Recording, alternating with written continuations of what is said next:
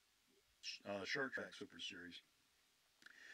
Was 8th in that event, and that was the night where David Schilling was leading and had the flat tire, and Adam McCullough picked up the win in the Sportsman race back on March 31st. Moving into April, still down south, because you know what we had up here. Delaware International Speedway had their season opener, and Matt Shepard was picked up a ride with a team out of the Delaware area, and will be running the South Short Track Super Series with that car, and also some other events throughout the Pennsylvania area. Picked up the win. Ryan Godown was second. This was at Delaware, and Craig Van Dorn, H.J. Bunning, and Anthony Perego filling out the top 5 there. And then Big Diamond was the next event for the modifieds. They got in between the snow and the rain and whatever else we had. On 413, Billy Pouch Jr., who got off to a great start, picked up 2 wins at his home track, his defending champion, where he's goes on Saturday night at New Egypt. He also won the weekly event, the Big Diamond. Kickoff, Pouch Jr. over Ryan Godown, Craig Van Dorn, Jeff Strunk, and Dwayne Howard. Some very familiar names there. Strunky, Howard, Van Dorn, all multi-time champions at the Big Diamond over the years. Then we moved to out west, up here actually in the North Country, if you will call it that, at Tyler County, the Mod Tour. Eric Rudolph picked up his first win of 18 over Jeremiah Singledecker and Paul Veneri III, Dave Murdoch, and Rex King. And then the same night, opening night at New Egypt Speedway, Billy Pouch Jr., as I said, picking up his first. He doubled up and won again the following week. Dave Van Horn was second the first night. TJ Lilly, Brandon Grasso. Then we moved to, that was the same night actually, Grandview held their big Bruce Rogers Memorial, paying a huge purse to win, and Stewie got the job done at Grandview on 414, picking up the check, and I've lost the figures here, but I think it's around 10 grand for that. It was a great run for Stewart. So Stewart having a pretty good year already. Mike Goulart finishing in second, Craig Van Dorn, Ryan Watt, again in the top 5, Frank Cozy rounding out the top 5 there. Mike Mahaney just out of the top 10, as was Matt Shepard. So a lot of the big names heading down to Grandview for that big Bruce Rogers Memorial. Of course, he is the promoter of, or was the former promoter of Grandview. He just passed away here over the winter, and they wanted to do something special for him, and that will be a special season opener each and every year now at Grandview Speedway, as his kids are now running the place. Then we came up with the Battle at the Bay, the unsanctioned event at the Georgetown Speedway. This was 5 days after Stewie picked up the big check at Grandview. He picked up the big check at Georgetown as well. Ryan Watt, again, in second. Craig Van Dorn, Jordan Watson, Anthony Perego, rounding out the top 5 there. And then they moved to regular action on 420. A couple of weeks ago. Scott Furrier picked up the win at Accord. They actually got a show in on a couple Friday nights ago. Danny Creedon, Rich Rickey Jr., Jerry Higbee, and Mike Rickey. And then the 21st is when everybody snuck a show in and did their best to do it. But the Outlaw Speedway, which normally runs on Friday nights, switched to Saturday because of the weather, and caused a little dust up over some of the competitors, the competing racetracks. But Outlaw did run their show and paid a better than normal purse. And of course, their multi-time champion and defending champion, Matt Shepard, picking up the win. Nick Nye, Alan Johnson, Corey Costa, and Derek Posadio winning the top 5 spots there. So Shepherd winning at Outlaw, nothing new, that's for sure. Orange County also got in on the 21st. Anthony Prego picking up the season opener. Mike Kokoka, Matt Williamson, Tommy Meyer, and Craig Mitchell, the top 5 there. Track champion Jimmy Horton finishing back in 7th. And then the following week, on the 20th, well, this is all the same, 21st, Billy Pouch, as we said, week back up 2 wins. Junior, that is. Chad Barney, David Van Horn, and Steve Davis. And Levin Valley was the night that they got their show in. That was none other than track champion Brett Hearn picking up the win over Kenny Tremont. Andy Buchetti, Eddie Marshall, J.R. Hefner. That's a pretty good top 5 right there. Any one of those guys on any given Saturday night. Our winners down there. And then Ronnie Johnson in his new home down at the Lebanon Valley Speedway. Ronnie, of course, over the winter, most of you know, decided to make the change. And he had a pretty good showing the first night out. Not bad the first night, and considering the guys that finished in front of him, Ronnie should have a good year down at Lebanon Valley Speedway, and we're certainly going to miss him at the Fonda Speedway, that's for sure. But Ronnie's and sponsors decided they want to give the Valley a shot, and so they will. And best wishes to them. I'm sure we're going to be talking to him throughout the season as well. But Brett Hearn, the old man, and about as old man, a little bit younger, maybe finishing second, Henry Tremont Jr. Championships between those two in the last 20 years pretty much has gone there. Buchetti has a championship there, and go back down through it. J.R. Hefner also, and Eddie Marshall a few years ago. But it's going to be interesting in Lebanon Valley this year to see if Tremont, Buchetti, and Ronnie and the rest can do something with Mr. Hearn. Some thought he has lost a step, but certainly not at Lebanon Valley. So we'll be chatting with Brett here in the next couple of weeks. We want to get a hold of him and talk about the big show coming up at the Albany-Saratoga Speedway in just a few short weeks down the road. June will be here before we know it. We're almost into May now. And also that night at the Grandview Speedway, guess what? Mr. Ryan Watt. We talked about him a lot, and I said we'll be talking with Ryan here in the next week or two. Ryan picked up the win at Grandview, which is certainly not his normal Saturday night haunt, but Bridgeport was off, and because they ran the next night, Sunday night, on the 3/8 mile, their first race on the 3/8 mile, and Watt went to Grandview and picked up I don't know if it's a surprising win or not, because he's been running great all over the place, but certainly not the place you would think that Ryan would show up. Went off and pick up the win. Dwayne Howard was second. Frank Cozy, Mike Kohler, Craig Von Doren running out the top 5, and I heard that ding, so that means that I think we have our first guest of the night on the line. Connor, is that you?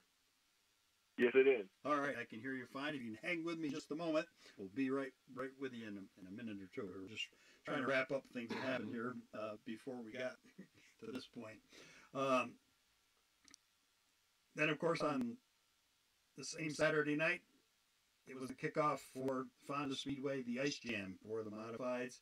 And for the third time in his short career there, it seems like Stuart Friesen has been at Fonda forever, but he really hasn't. And his records are just amazing, to say the least. His third Ice Jam win.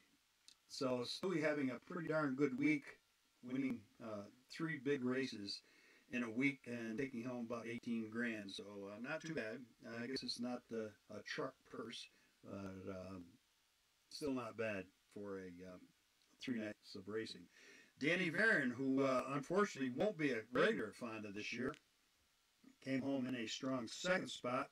Of course, Stewart started on the pole, and well, they probably should have just given him the check and let everybody else run and be excited about where they were, because it was pretty much a done deal from the drop of the green.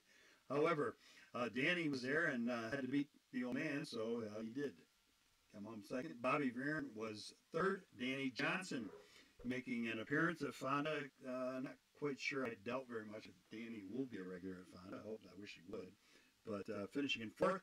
And Josh Holenforce with a brand new DKM car, chassis this year, and a stout motor. And Josh is going to pick up some wins at Fonda this year. There's no doubt about it. And he's pumped up for the season more than I've seen him in a few years. So it's good to see him in the top 5. Then Mike Mahaney, also an outsider coming down. Mike's had good luck at Fonda. And Rocky Warner in his first big block event of the season, coming home in the top 10. Jimmy Davis and Willie Decker running out the top 10 as it was. So Rocky certainly not too shabby to way to start his big block career at Fonda in the top 10 with the names that they had up in front of him. He certainly showed well himself for the first time out. The Summer Slam down at the 5 Mile Point Speedway went to Anthony Perego, Danny Creedon, Danny Tyler, Nick Nye. And then we had the first event at the Bridgeport Speedway on their 3/8 mile. This was on the 22nd. That was won by Jeff Strunk, Matt Stengel, Ryan Godown, Dwayne Howard, Rick Laubeck, the top 5. And then, of course, we moved to last Tuesday night at the Albany-Saratoga Speedway. And what many are saying, and I know Connor was there, I don't know if he had a chance to watch or not, because he was probably getting ready for his feature. But I know the guys get a chance if they aren't strapped in to watch it. But turned out to be one of those races that, well, I talked to Tim McCready's dad, Bob, yesterday. And I told him I hope he got a tape of it, because he would have been proud of the race that Timmy and Matt Shepard put on. Yeah, 2 professionals. And if anybody ever wonders why we go to the races, or why the fans go to see the races, or why the racers race, Tuesday night at Albany-Saratoga, it was why. You get 2 of the best. And it didn't even have to be if they were 2 of the best. It would have been 2 of the up-and-comers.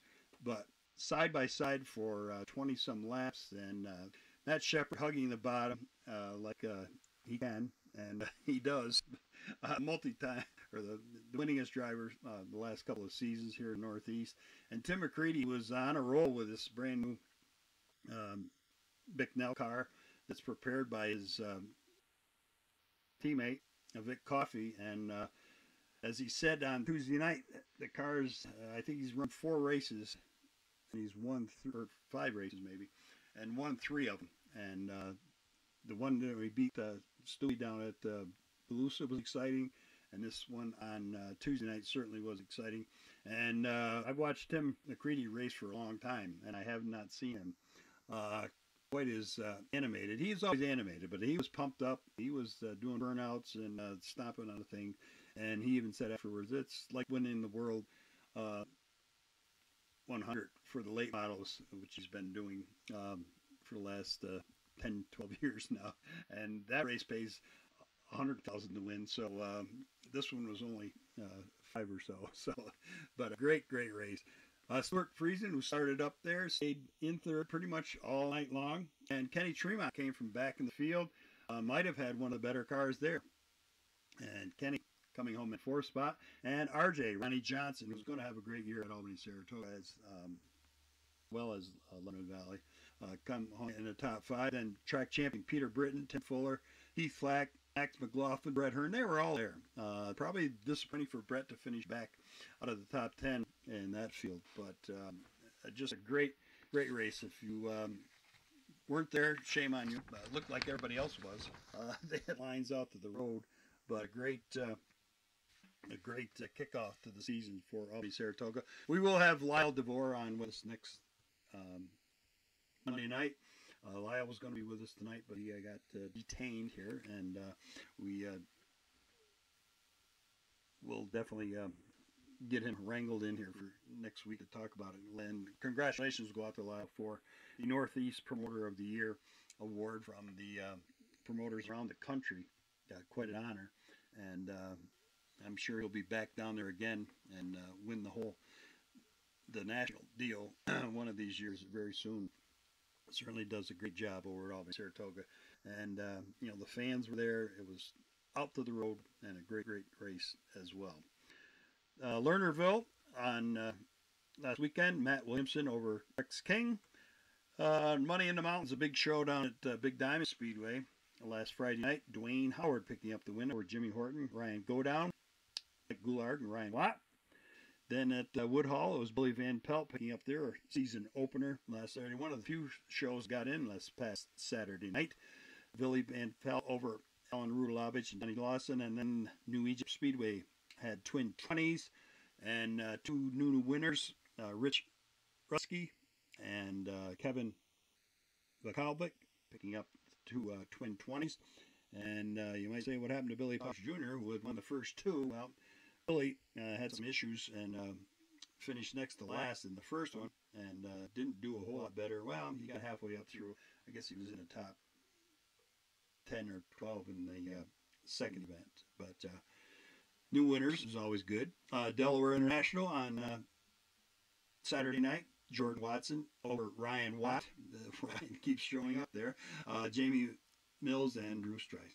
And then finally, last evening, it was the short track Super Series at Bridgeport Speedway on the 3/8 mile. And it was Jeff Strunk making it 2 for 2. Remember, Strunky won last week when they opened that 3/4 mile track up and started in the pole, which certainly helps.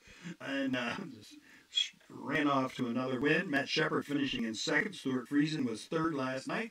Andy Pichetti, the defending Super Series champion, as we said, finishing in fourth. And Andy Perego rounding out the top 5. There. Now we're caught up pretty much. And let's get right over here to the phones. And thanks, Connor, for hanging in there. We just want to get everybody up to speed here, what was going on here before we got to this past week. And of course, you were there last Tuesday night at the Albany Saratoga Speedway for the Bring It event and picked up your first win. Now let's start this for, I know I had you on the show before, but just for our new listeners out there, which we hope we have a few, that's for sure. Things are popping up over here on Facebook. Just want to go back and get a little history on Connor Cleveland. Now, I lost track myself. Now, are you're graduated out of high school now? Yes, I am. Okay, and you're going through the School of Hard Knocks, or you heading to college, or did you start this year, or what are you doing? No, I left high school and I started working right into our family-owned business for landscaping. Okay, so and you got off to a slow start this summer too, I imagine. With that's for sure. That's cold weather stuff. But you guys plow snow and stuff in the winter, though, right? Oh yeah, we do all that stuff. Good. Well, I guess that's the way this game works. You get your snow plowing jobs during the your snow plowing jobs done during the winter, and then if you have no snow, you have no plow jobs, and then we come to a spring where you have no spring, and so it's now you have to keep going. Anyhow, okay, so you're a landscaper along with your dad and the rest of the crew, so that gives everybody a little background of what's going on there. But so what's up? You got a new? Is this a new Troyer this year? No, we decided to keep both our TD3s that we ran last year. Okay. We had a TD2 with a big block in it, but we decided to trade that in for a brand new TD4 that Troyer helped us out with. So that's we got TD4 for a big block and our TD3s for a sportsman. Okay, and well, we can do that too as well. Well, maybe being you have two of them, different ones. Maybe for just a commoner like myself and some of the rest of the fans that aren't quite up to speed here with different chassis designations, what is the difference between a TD3? Well, obviously they started with TD1, TD2, whatever. Is that just the process of the next year's chassis model, or are there changes? Are they different in some way? Yeah, each year they try to up the game to keep up with all the other chassis manufacturers. But this year between the TD3 and the TD4, there's quite a few different things. I'm not exactly sure on all of them to be exact. Okay. But because we just got the car a week ago, and we just started putting together to make sure that we have it for the first big block race that we have scheduled. But yeah, there's quite a few different things. Some in the front, some in the rear. A couple things with the pan hard. I'm excited to get to try it out though. I watched Peter on it last year, a couple times to Albany, Saratoga, and then down to Oswego, and they look like a ball to drive, and they look like they do very well. Yeah, and there was some. So you said you have a 3 that you're using with the crate car, right? Yes, I have 2 TD3s. Oh, for 2 both the sportsmen. Okay, both of them the sportsmen. Now for the modified. Now let's talk a little bit about that. We'll get back to the sportsman in just a moment. But so now you got a big block or a small block? Yeah. We got a JPM big block that we bought a couple years ago from Mike Kozlowski that we ran. We ran it a few times 2 years ago just to try it out. But it's kind of hard to run the big block because once you run more than 6 races, they take all your sports points away because then you're labeled as a modified driver. Gotcha. So we just try to pick here and there which races we're going to run with the big block until hopefully eventually we move up into that class permanently. So your plan is then to stay with the 602 Sportsman for at least this season? Yeah, we're looking to get a couple more track championships and a couple of series championships. Fair enough. So we like to be competitive, and if we move up to the blocks right now, we'll be like the same as Rocky. We'll just be learning everything new. So we decided to stay in the Sportsman's and to know where we are competitive and where we can win wherever we go with them. Now that's one thing that we mentioned it earlier, and most people know that Rocky has, moved into the modified division, and you and he were 2 of the guys that for most of the KOD series so far were battling back and forth for the championships and wins and whatever. So now he's out of there, so it ought to be a little easier for you maybe this year to get some more championships.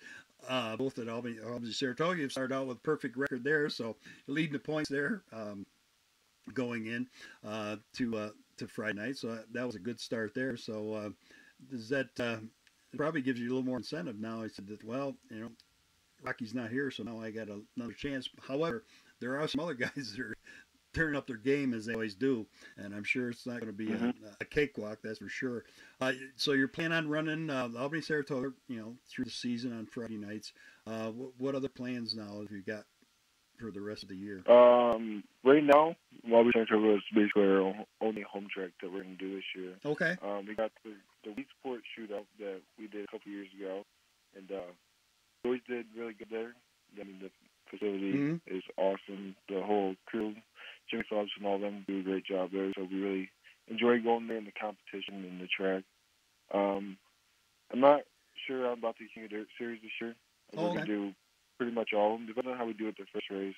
If we do good and we got a chance of going for the championship again, then we'll probably stick with that. But as far as airborne again, I'd love to go defend our track championship up there from last year, but just the traveling and the expenses just doesn't really make it possible to do that every week. Right. So, I mean, it all comes down to that. Bottom line is, and yeah, you guys did, I forgot to mention that, and thank you for reminding me, you picked up the track championship at Airborne. How was Airborne as far as the speedway itself goes and the track and all that? I've heard some good things about it, and you guys decided to travel up the Northway every year, and it paid off for you. How did you like it? Obviously, you did because you were champion. But yeah, I mean, I loved going there. The track was awesome. There's always a top and a bottom. You could always run side by side, and everyone there always raced it clean. The promoter, he was a great guy. He was a straightforward guy. If you're doing something wrong, he didn't like it, he would tell you. Everyone there was so nice. I mean, it was so good to see the crowds and all the fans come back after they were slowly dying from the blacktop, and they added dirt back, and they filled the stands pretty much every weekend. So it was good to see that they were striving, they were picking back up from where they used to be and heading back in the right track. And just a driver's perspective, and for the fans as well, it was a little bit, well, it's bigger than Malta, but not maybe as big as Fonda.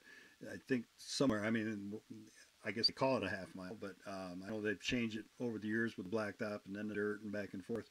But as you a driver, you've been to a lot of the tracks around here. Does it drive like any other track in the area?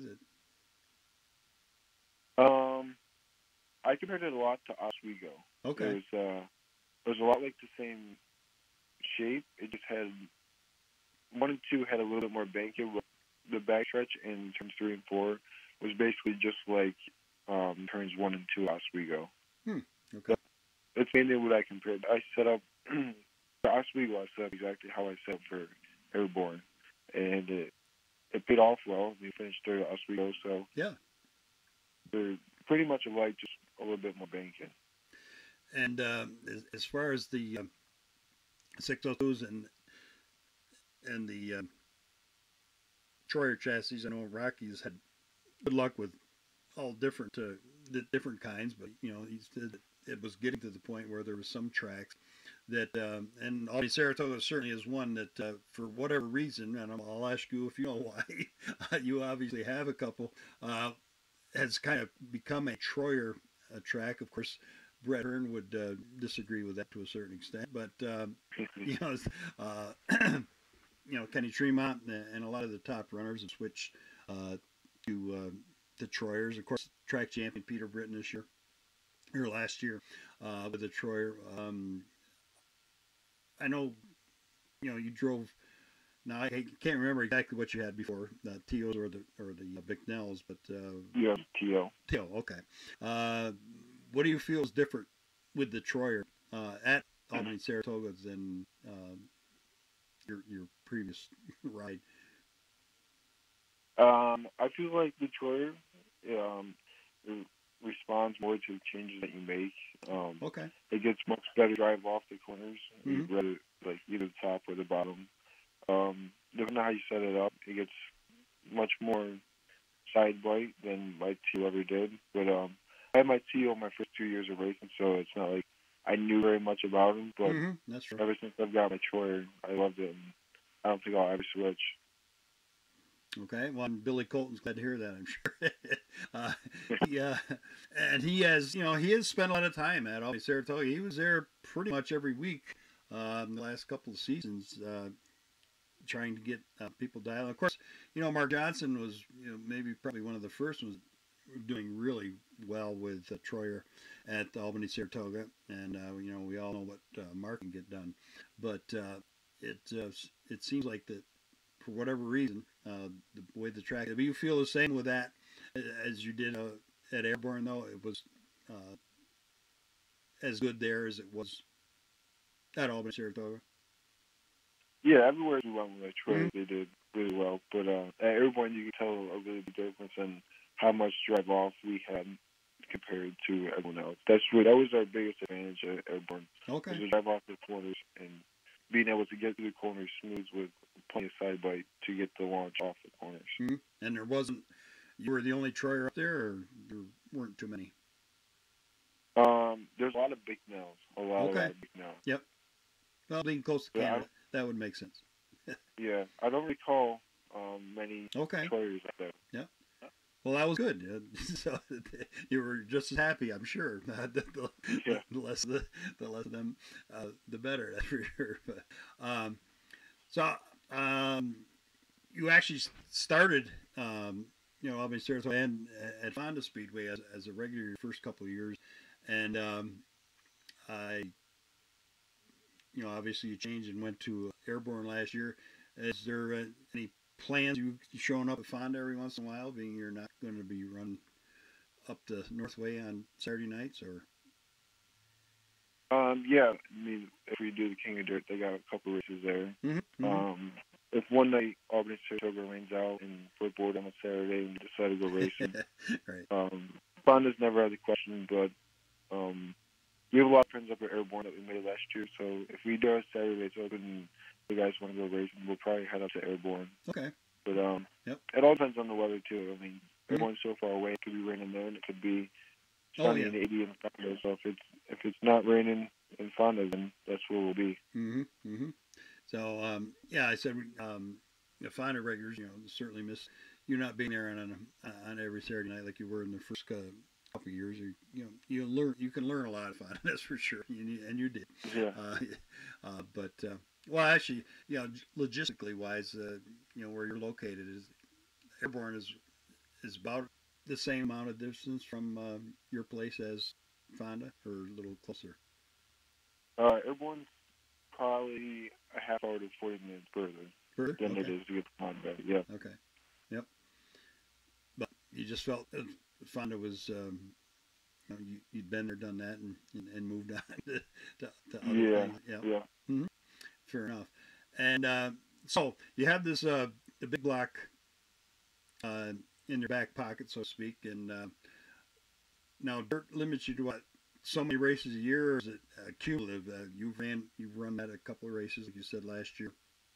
Oh, Or is it per year? Can you run, say, like 5 races this year, or 5 races last year, and still be allowed to keep your sportsman points?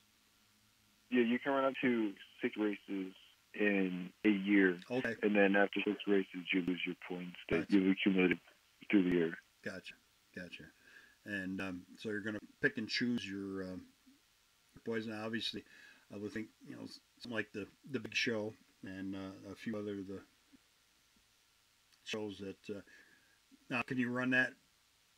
That's still allowed. You could do that, say, on the Big Show, if it runs pretty much like it did last year with this big sportsman race, along with the modifieds. You'd be able to run both. That's something you kind of got in the back of your mind. Yeah, we could run both, but if it comes down to running a big block of sportsmen the same night and the sportsmen don't have points, I'd probably just take the big block so Gotcha. I can just focus on that and really learn things I'd have to do to be able to run that thing. Right. And so now your crew has been it's pretty much the same guys have been with you since you started? Yeah, I got same. It's like 12 guys now, but I got one new guy this year. Mm-hmm. I used to race go-karts with him, but yeah, I still got the same guys that I started with 7 years ago. They're pretty loyal, so I wouldn't ask for any other crew. I mean, they're a ball to be around, and they help in any way they can. So I mean, I got so many guys now that even if we wanted to add someone new, I don't even think we would all fit in the shop. So I'm pretty content with all the guys we got now. Yeah, and that's you're actually one of the few guys I've talked to over the last several years that said that they, actually have enough guys. Most guys are, well, several of them are trying to do it on their own. That's almost impossible, but it's hard to get the. So, how did you manage to do that? Now, these mostly younger guys like yourself, or you got some older guys there too? Oh no, they're all older than they're. No, Just kidding. But I got one guy who's he's a year younger than me. But other than that, I think the next youngest one, is probably like 47. Okay. Like, I mean, they're all good. But, they're all people from our area. Yep. One of them's one of our sponsors. Mm-hmm. They all come from the same town, basically. Just we all grew up with them. A couple of them we met at the track, and we became good friends with them, and they decided to crew another car. One I met at Syracuse, because we camped next to him. I met him and his kid there, and we ended up talking. He bought a T-shirt from us, and he's been with us ever since. I think Cool. it's 4 years now. Yep. So we find them everywhere. We really make friends with everybody. So it's just it's like a family, pretty much. Right. Well, that's cool. So most everybody had some kind of experience, or are they just fans that got hooked up to her? I mean, obviously, you said you came from the go-karts and learned from them, and so were you pretty good in the go-karts? You travel around the country with the go-karts, or it was just a local? Oh yeah, in the first couple of years, I started off local at the Saratoga County Fairgrounds at the little asphalt track. But a couple of years in, my dad decided that we're going to go to the nationals, WKA Asphalt Nationals. Hmm. So he took me all around to a bunch of different states, and we I ended up winning 2 championships for that. We did a quarter series down in Pennsylvania. So it was like that's in my 3rd year. It's like the 5th year. Me and my dad were out of state like every weekend. Just usually it was just him and I. Mm-hmm. You know, it was how it all started. Just me and my dad having a hobby together that we really like to do. Yep. That's what we always said. That's a great thing about racing. It keeps the family together, and usually it costs so much to keep the cars going. You don't have any money to do anything else anyway, so it works. It works Right. out well. But so was your dad a racer, or how did you all get into this racing deal to start with? We just went to a race one night with one of our crew guys, who kid raced. We went there to watch him race in Boston Spa. Mm-hmm. And they were having a cookout after, and we went to a cookout, and my dad ended up getting a little too much to drink, and he found some go karts for sale, and he went out and bought them, and the next week we started racing. So you really didn't have any racing background as far as fathers, grandfathers, whatever. So you kind of jumped right into this thing with both feet and learned as you went, and you didn't have. Yep. Oh, cool. And obviously, you're a fast learner. Because now, I'm old, so I forget years. I lose years here and there, sometimes even days. But how long have you been actually? Well, we'll say in the big cars, if you want to, from the go-karts to the dirt cars now. This is what, your 6th, 7th year, something like that, or did I lose? Yeah, I think this is our I want to say our 6th year. Okay. In the big club. I'm pretty sure. Okay. Yeah, I'm thinking that's somewhere in that neighborhood. It might be 7, but I'm thinking more of the 6. Right. So you're ahead of my standing curve, and I've been doing this for way too long. Is if a guy is going to be successful, and not to say that winning is the yardstick that we're using here, but if a guy's going to really have this thing figured out, I would say if you don't have by 6 years, if you don't start being competitive, then I would say maybe you chose the wrong sport, unless you're just having fun, and that's great too. You can do that. Right. But so you're ahead of the curve because you've already. I don't know. I'm not a stat guy, but the win on Tuesday night. How many wins now have you had? Well, certainly Albany, Saratoga. You've had what, 4, 5, 6, something like that. I counted the other night. I got 12. 12. Okay. Well, see it now. I missed half of them. Okay. All right. Yeah. So 12 there, and obviously you did well at Airborne. You picked up the championship. You must have won 5 or 6 last year up there, didn't you? I think we got 4 at Airborne. 4? Okay. Yeah. And you've won several at Fonda. I can't remember now. That was a few years back, but I know you have won 3, I'm pretty sure. Okay.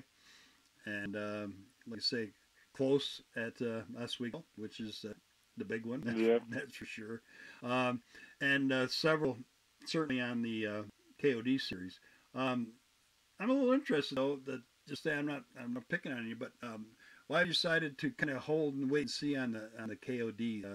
It's a decent, there are decent purses there, and they're not a lot of travel, but. You're just totally cutting back because of work and whatever. You guys just don't have the time to commit to it, or yeah. In the fall, I started to clear a lot to where I'm going to start building a house, and in between racing 3 nights a week is really hard because when you race all weekend and you come back home. And you work all week, and then you come home on the weeknights and you work on your cars. So I really planned on getting the house put up this summer. So okay, yep. My dad decided that racing Albany Saratoga being as close to home, it's only 20 minutes away, and he loves weed sport. So he decided to pick that out to run that weekly. Cool. We were gonna run the whole dirt series and the King of Dirt series. We weren't racing Saturday night, right? Home track, but. Everything's still up in the air right now. Okay. We talked about racing here and racing there. But right now, the weather's kind of messing us up. Yeah. Yeah, nobody's liking this. It's not it's not good at all for anybody. But yeah, it's great. No, it makes total sense. And well, as we said to a lot of folks, and I know because I'm real old, but it's hell to get old. And when you have, you start, building a house, you get a family and kids. It does make it. So it's great that you guys are still able to do, at least hopefully two nights a week or and 2 nights a week, somewhere along the line, because it's a lot of time to keep these darn things on the racetrack. There's no doubt about it, and it takes a lot of time, a lot of money, and I've said it before, and I hate to say it because we're a racing show, but there is more to life than racing. So there's times you have to decide. Right. You have to decide, when we're going to back off a little bit. And you guys have been, pretty successful so far, being you've only been doing it for a few years. So that makes you want to do more. I know that. And but now you have run the big block a few times, and Rocky knew this going as well. It's a whole new ball game. If you could just, touch on it for a second for the listeners and the fans out there who, probably don't ever get a chance to drive a race car. How much of a difference is it between the 602 and the big block as far as, getting around the racetrack? Do you have to change your total way you drive, or? Yeah, with the big block. You're adding a couple 100 pounds just in the front end with the motor. Right. So it's totally different right off point and brake point. With extra weight in the front, you go in the corner, and the motor wants to carry farther because it's so much heavier than a sportsman would. Okay. Yeah. As far as like the setup and stuff goes, when I ran my big block a couple times, I ran basically the same setup just to get a feel for it, get my feet wet. But like the gas, like how much gas you use, like the gas pedal and all that. The throttle control is completely different. You got 400 more horsepower than you would with a crate. So the throttle control is probably the biggest because it's not like you can just go out there and just put it to the floor and expect to do anything, because at that point you just gotta spin the tires right off of it. But and when I did race the big block, I had a lot of fun in it. It's something new to learn with the competition and everything. It's going to take a while to be competitive in one of those things. That's for sure. It is a big difference. And one final thing, I don't know if I'm just looking at the clock here. I didn't hear it, but has Nick joined us yet? I have. Oh, okay. Thank you. I wasn't sure. I thought I heard some heavy breathing on the other end. No, I just kidding you. Nick Scuffio is with us, and we'll be with him in just a moment here. We're wrapping things up. I know you two guys.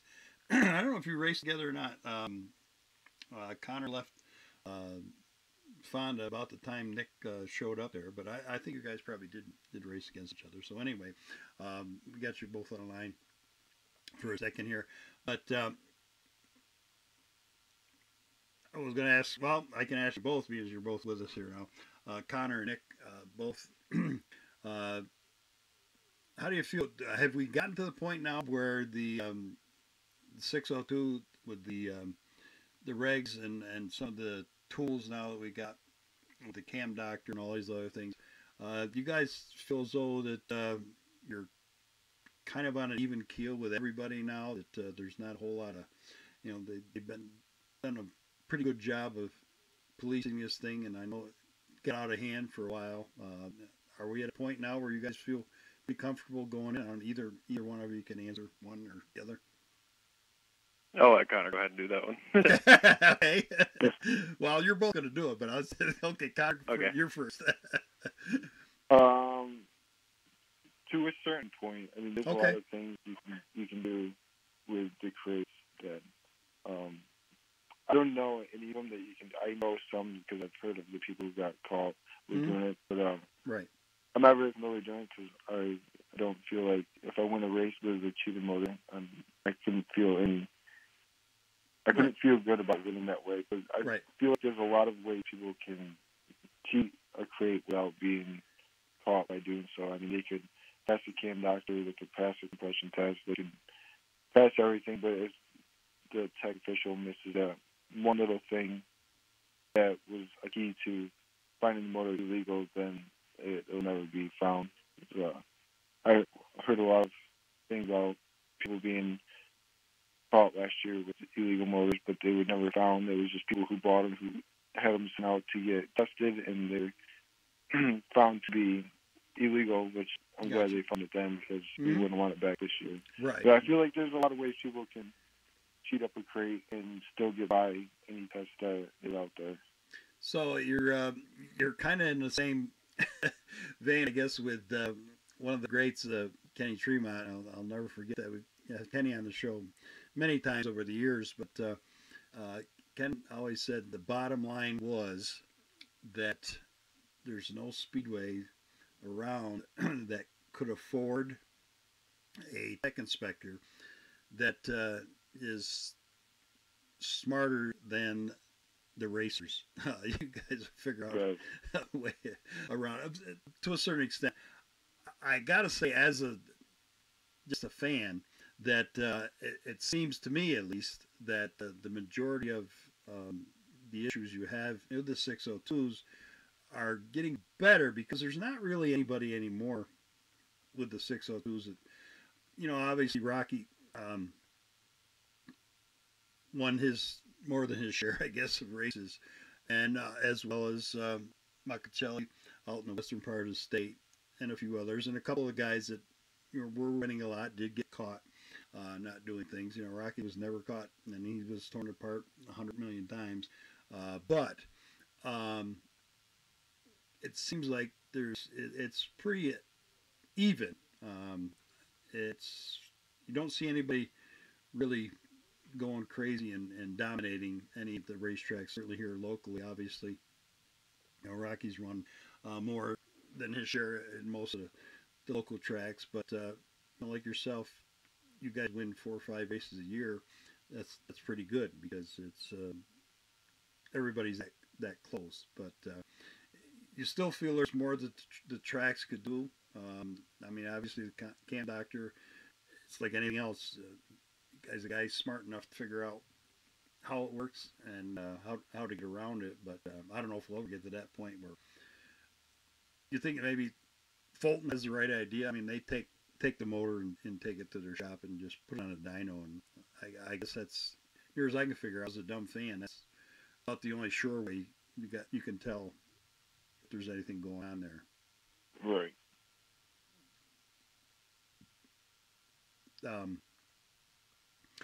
All right, so now we'll actually say we're not cutting into Nick's time a little bit here, but Connor, I appreciate you taking a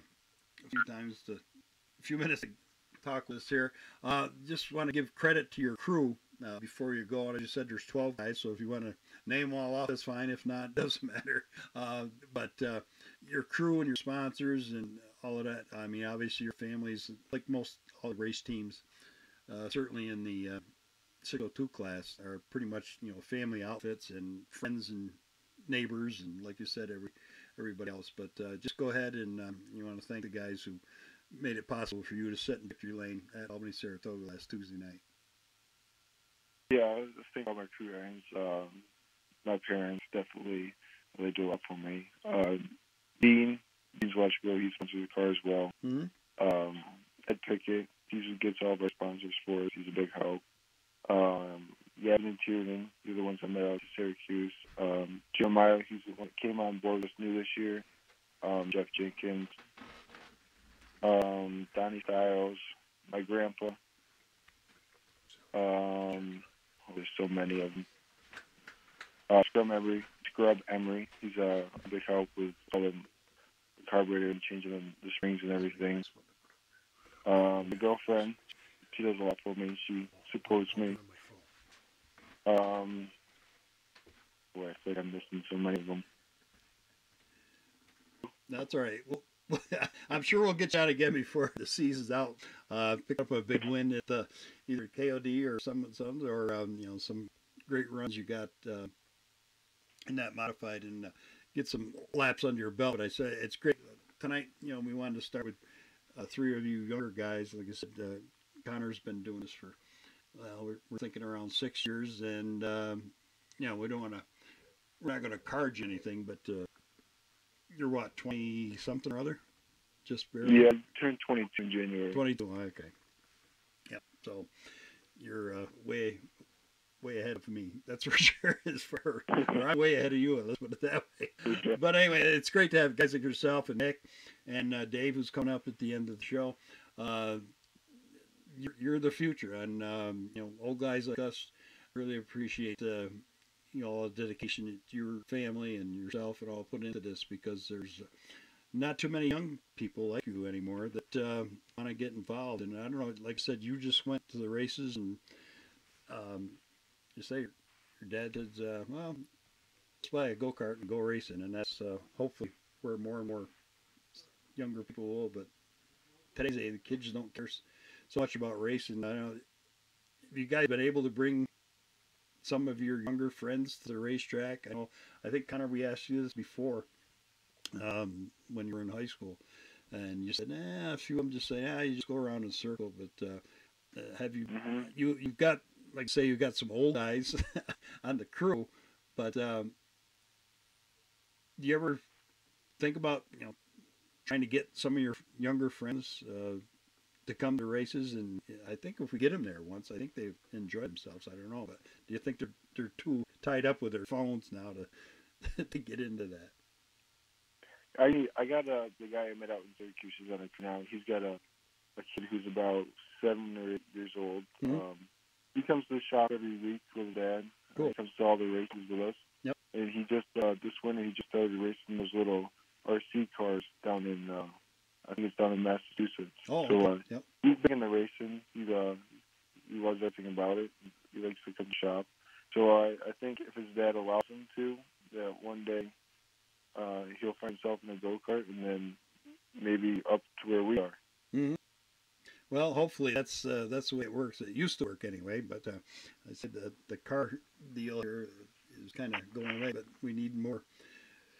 I say we got a couple of good go-kart tracks here in the area, and Todd Moran up to Kroger Creek is doing a great job, and of course the other folks down at House Cave have been doing it for many years, and that's where a lot of racers have come from, and hopefully, I know their numbers go up and down, but I think they're back on the upswing again. I know Todd's doing a great job up there, and I believe Bobby Vern's brother is also opening up another track for some small cars for kids and stuff out in the St. Johnsville area. So hopefully that'll be good.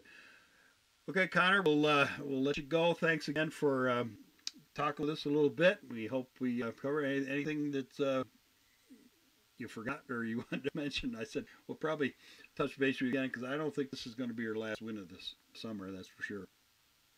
No, I definitely hope not. But no, it's definitely a fun time. And thank you for having me again, Ed. Hopefully we come back again. Absolutely, and hopefully, I don't know, things aren't looking good in my job. I don't know if I'll get there Friday night or not, but I owe you some ice cream, and I'll get it to you eventually here. So. Oh yeah, I look forward to that every time. Okay.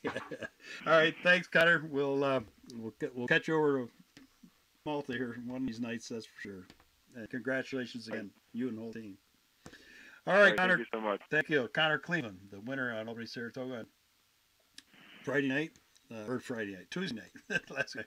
Now we'll swing over quickly here to our second guest of the evening, another young gun, Nick. And I'm going to let you pronounce it so I don't get it screwed up, because I'm terrible with names. I found out over the years that I look at a word and I think, yeah, that's what it sounds like. And listen to the announcers, and sometimes they don't even get it right. So just so I got it perfect, pronounce your last name for me, Nick. It's Scavia. Scavia. Okay. All right. Scavia. Nick Scavia. Okay. Now, Nick, of course, was the winner at Fauna on a week ago Saturday.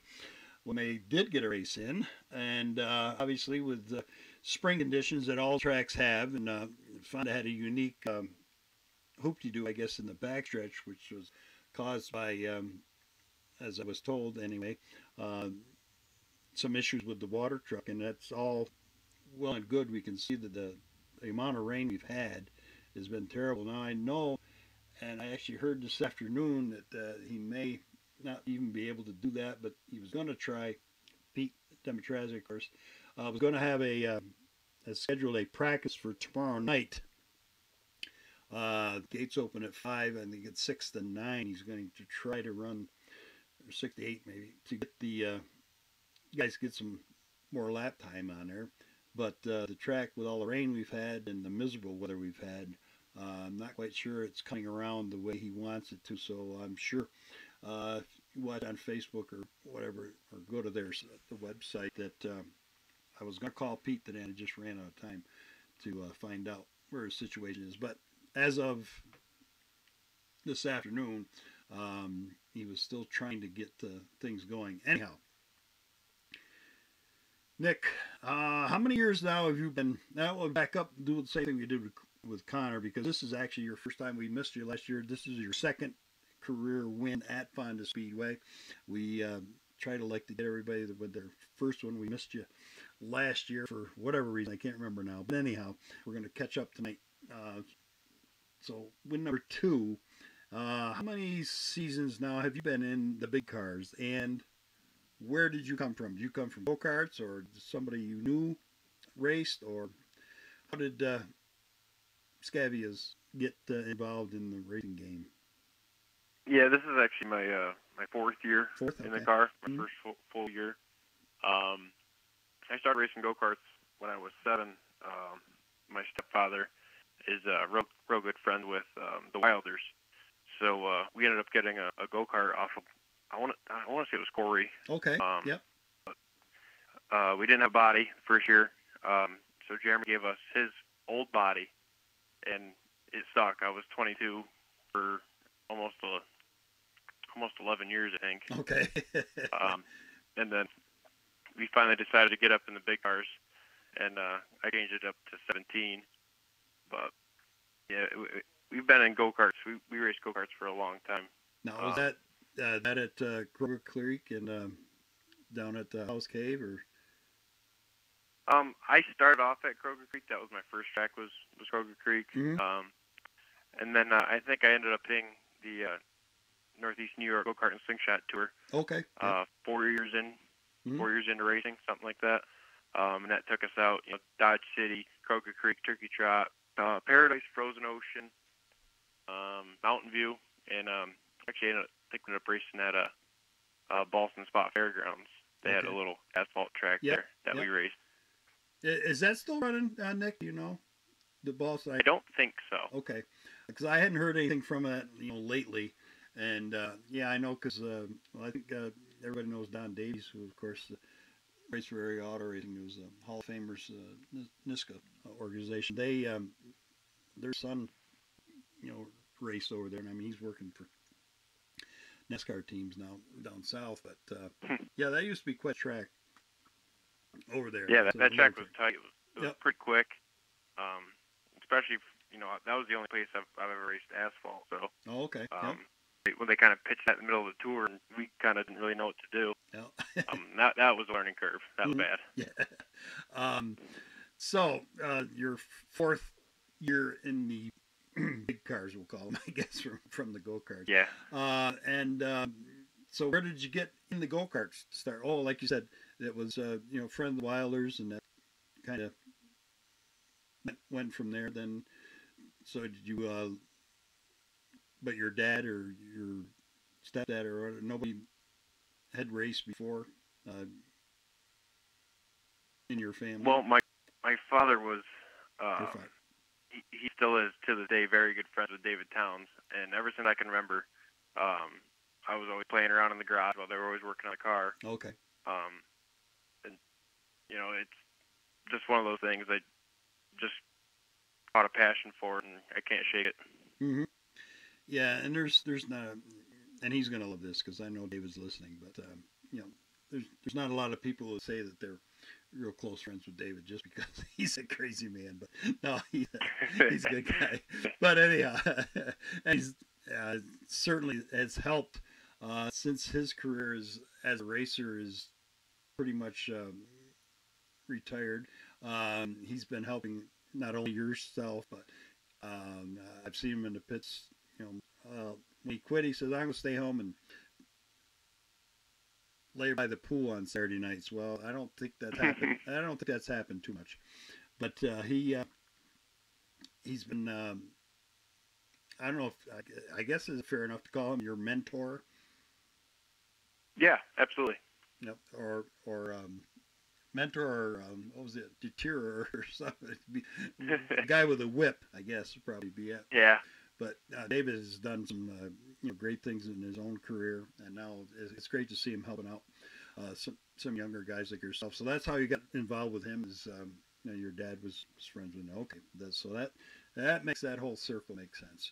But and you pretty much concentrated, and I may have missed it, but constantly, Fonda has been your quote unquote home track. Now you have gone out. I believe I've seen you over at Albany, Saratoga a few times.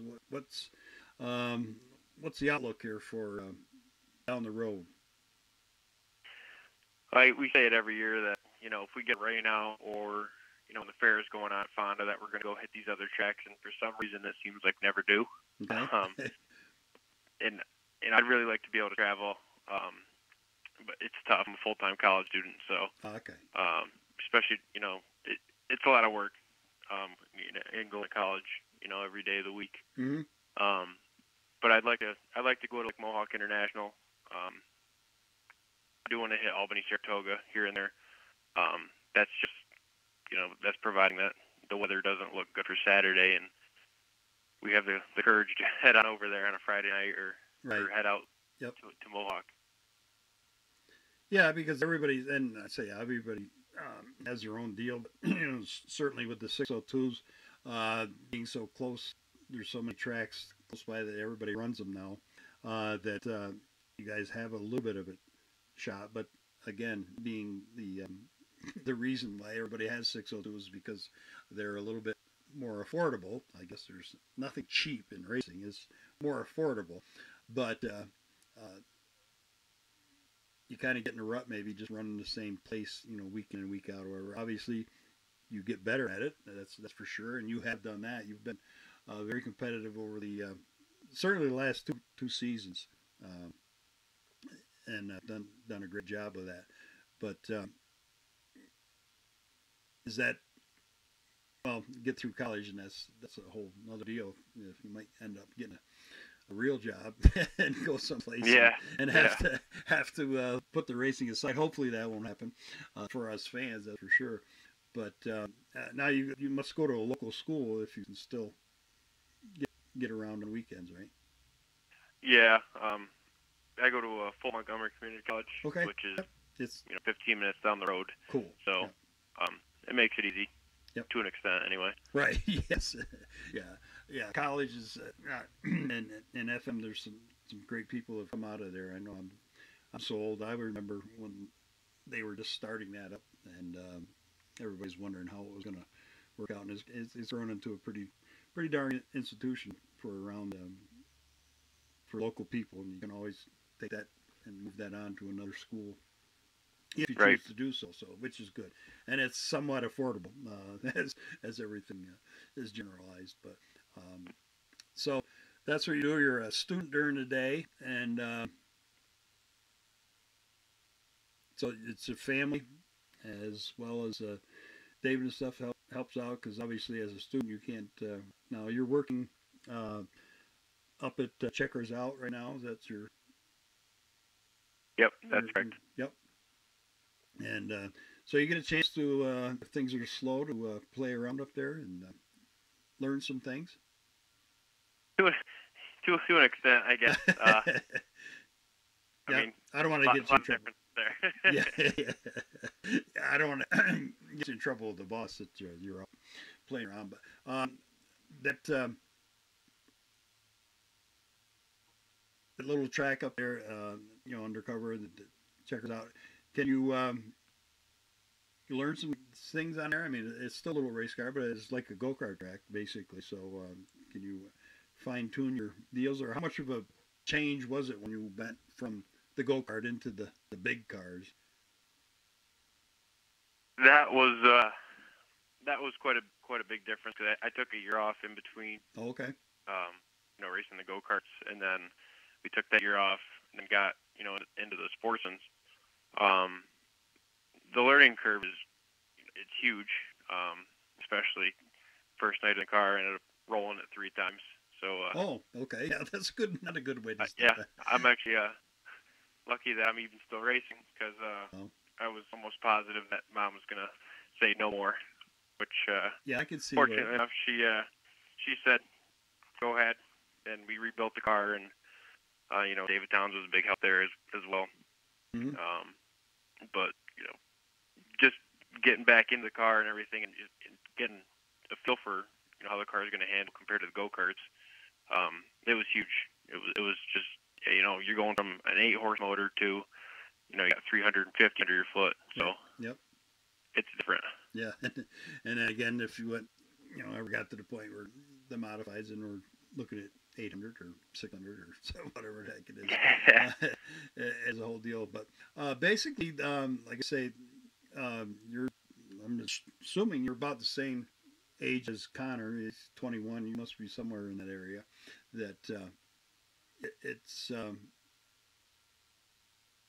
what was it about racing that made you want to keep doing it and spending all his time and all his money on it? Because I'm trying to figure out how we can get some of these younger folks involved in it. And you and Connor and David Schilling are all 3 good examples of young people who've grabbed it. And not just, you guys don't just go there just to go on a Friday night or Saturday night and have fun. You're actually, you know, trying to do better and do more work and get better at it.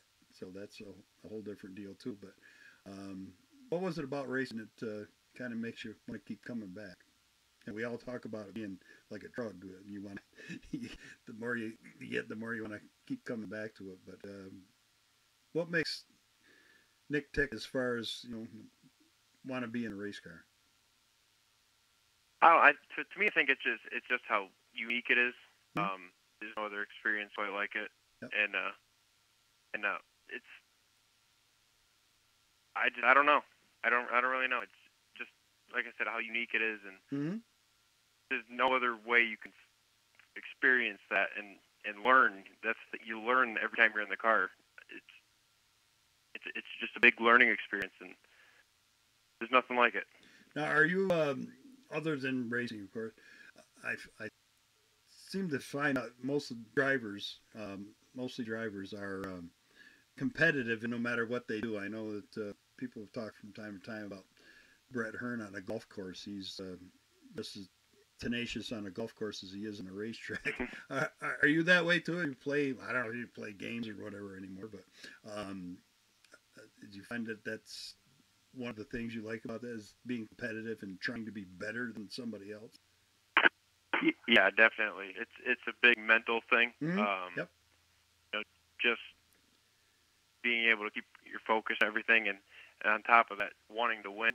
I mean, that's just something that I feel like anybody that competes in any type of sport will always have that. So mm-hmm. They're always going to want to win no matter what they do. Right. And yeah, I'll be like that forever. Now, did you play other sports in high school or now in college? Well, when I used to race go-karts, I was playing football, and then we started having games on Friday nights, and that didn't work out because I was racing. So I stopped playing football real quickly, and I ended up getting into. I bowled and I golfed when I was a senior. Okay. You know, those were just sports basically to kill the time, and I had a lot of fun doing so. Mm-hmm. Okay, now we're going to get into the nitty-gritty here. So here we go. As we said, you know, Dave's been a great mentor, and like I say, not only to you, and I've seen him, you know, over the years traveling up and down since he got out of the driver's suit off himself, that to help younger guys going. What are the I'll make it easy. What are the two things that David Towns is trying to get driven into your head or whatever? And I'm saying by the success you had, I got obviously. In fact, I talked to David about you. I think it was last. Yeah, I think it was last fall out at Fulton Speedway. We ran into him there the night of the week of Super Dirt Week, and we got talking about you. And he says, "Yeah, he's a good kid." And he said, and he listens to me. And there's not a lot of people that do that. They just blow off and he don't know what he's talking about. But no, anyway, what are the two things that you kind of have taken from David as far as driving a race car, as far as what you need to do to win races or get better at races? It seems like he's been telling me the same thing since day one, and the two things are, one, don't be bashful. Okay. And two, the hood isn't going anywhere, so stop staring at it. Okay. The first year I was wrecking a lot. I like it. Yeah. Okay. He pounded that in my head for the first year. Right. And he still says it to this day. Okay. So it's something you have to get into your but obviously the results are showing that you're obviously listening and getting things done as far as that part goes. So that's one of the things you had to learn was look farther down the racetrack than, we always hear the kidding about guys driving, off the front bumper or whatever. You got to be looking down the racetrack. And is that kind of what you're talking about? Oh yeah. Yeah, it went from the radiator cap to the hood. Okay. So. Yeah. And now this whole, I know we'll get into the real coil guy here in a moment with Dave Schilling. He's been one of the first guys that's been going on this new coil thing, and David's been around long enough, so he's I'm sure has run coil cars compared to the bar cars. I'm assuming, and that's when I usually get in trouble, but I'm assuming you guys are still kind of the bar car deals. Have you looked at coil suspension on the cars? It seems to be what's old is new. Everybody's trying to go back to that again, or haven't you got to that? Yeah. Okay, go ahead. Yeah, we're still on torsion bars. Mm-hmm. I've always asked Dave about about coils. Mm-hmm. Everything I've heard is that they're fast. They kind of beat up on you. Mm-hmm. And with the way that Fonda's been lately, I'm not so sure I want to get beat on anymore. Okay, yep, that's fair enough.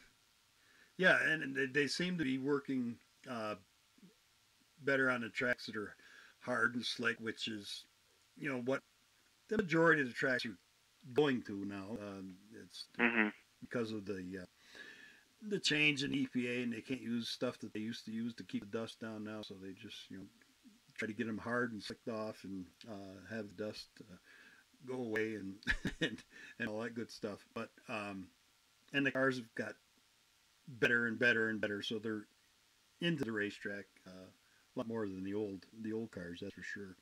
But the coils do tend to be a little less forgiving on a rough racetrack, and I know Pete's been working his tail off for 2 years now, but it's a tough old girl, and to be totally honest, I don't think the thing has been right since the flood, 5, 6, 7 years back or whatever. It just took a lot of the goodness of the racetrack away, and it's just not come back the way it was.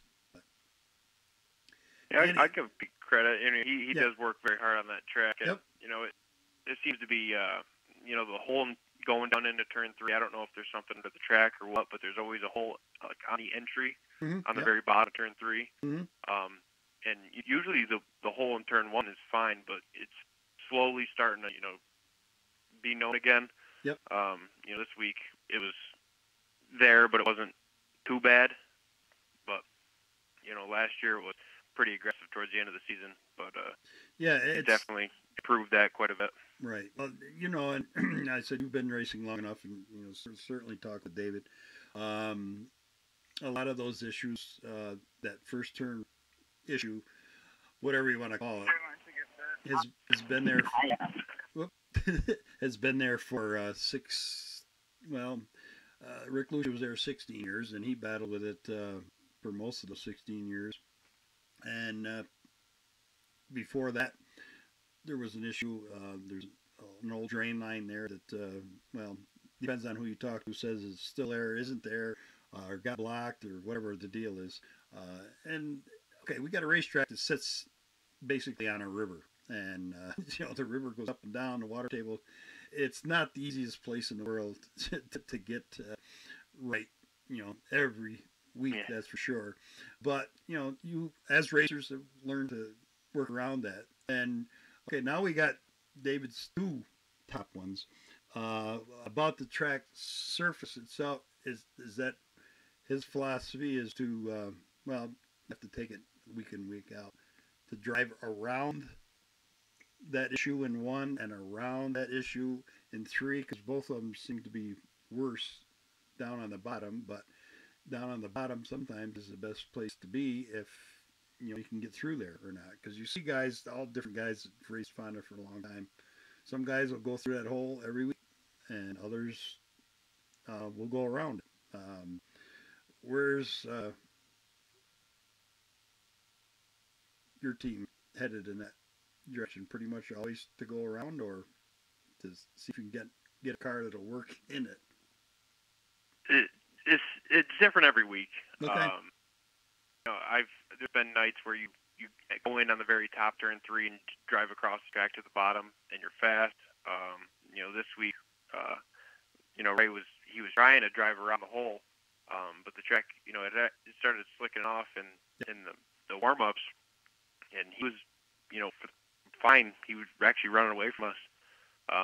And with, you know, like 8 to go, I could see him starting to run like in the middle of the track trying to get around the hole, but there was nothing out there to get him to go back down to the bottom. Mm-hmm. And quite frankly, it made it kind of easy to run up on him. You know, I had to drive, you know, more and more aggressive every lap to catch up to him. But as far as, you know, the pass, he was right in the middle of the track, and he left me, you know, 2 or 3 car lengths on the bottom to get you by him. So, you know, like I just said, it's different every week. Mm-hmm. Yep. So you got, well, it's it's like racing. Every week is different, and I know that's what some people like about different racetracks, is that they're different every week, or some guys like them if they're the same every week. I'm sure, as a setup guy, and as most racers, probably like to have the same every week, because then you could kind of figure it out. But talking with Chris Ross, who was a great asphalt driver, as his father as well, he started doing jocks for various dirt guys, and he said, I can't believe how these tracks, these dirt tracks, are so much different every week. He says a blacktop track, you go there, you know, Stafford has this, that, one place or the other. Thompson has this, that, or the other place, or Adirondack at one point when he was racing out there. You got a set of shocks, you pretty much set it, and you're good to go for the year. He says these things are every week or so. It's something different, and it's yeah, absolutely. There's always changing. Yeah. So he says I don't know how these guys do it. He said that it would drive me crazy to try to, and it did for a while while he was helping guys out. But so it is a challenge. And I guess that's what makes dirt a little bit more, maybe more exciting than asphalt, as far as you never know what you're going to have, and you hope you guess straight. I guess that's the best thing. But have you got to the point now? I know Fonda, guys that I've talked to over the last couple of seasons said, you know, the track is different almost every week. I know I talked to Tim Fuller, the track champion last year, and he was playing around with, well, he did all year long, and he won the championship with the coil car. But he said it was just so hard to get a decent setup that would work week in and week out. So you had to adjust it and go with it. But I guess that's what makes it fun. You get better all the time. You you kind of go to Fonda every week now with a kind of a basic setup and then kind of try to play off it, or haven't you got to the point where you can make a change enough at the racetrack to make a difference? Oh, we go to the track every week with pretty much the same, setup in the car. I think it was 3 or 4 races in the last season. We found the setup that worked for us. We were fast with it. And ever since then, we've been tweaking it here and there, just very little in the garage. But when we get to the track, we go out and you just look at it, or it's usually quite a bit comes off warm-ups.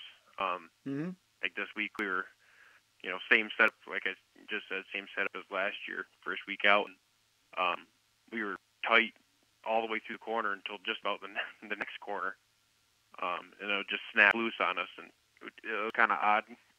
But fortunately enough, we made a good adjustment and ended up coming second in the heat race, which put us in a pretty good spot for the feature.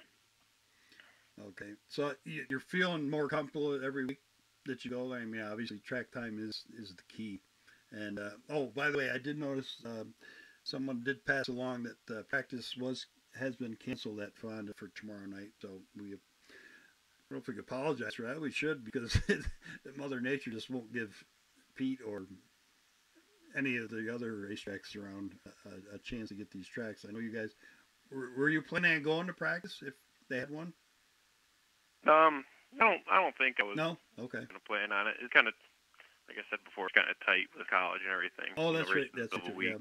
Yes, you are. Your time is a lot. Is allotted pretty tightly. Certainly. Well, you only got another 3-4 weeks, and then you'll have that college off the side, and it's more time to spend on the racetrack. But one final question. David, are you online? Dave Schilling? Yes. Oh, yes. Oh, there he is. Okay. Yes. Sorry.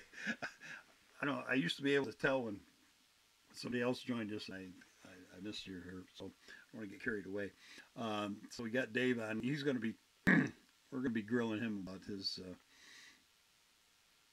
coil deal. So we'll see how that works in a minute. He's been the butt of a few jokes, and I'm sure he knows that. But it is a whole new realm here that we're doing. It's great to get you young guys on. So basically, Nick, it's great to get a chance to talk to you, and we proved already one thing, that David doesn't know everything, because he told me off camera here today when we were talking. He says, Nick is not a big talker, but you've done very well, and we're good. Yeah, I appreciate it. we're good to go. And I say, I'm sure this is not your last end of this year. I mean, you got one year ago, and I'm sure you're going to get more this year.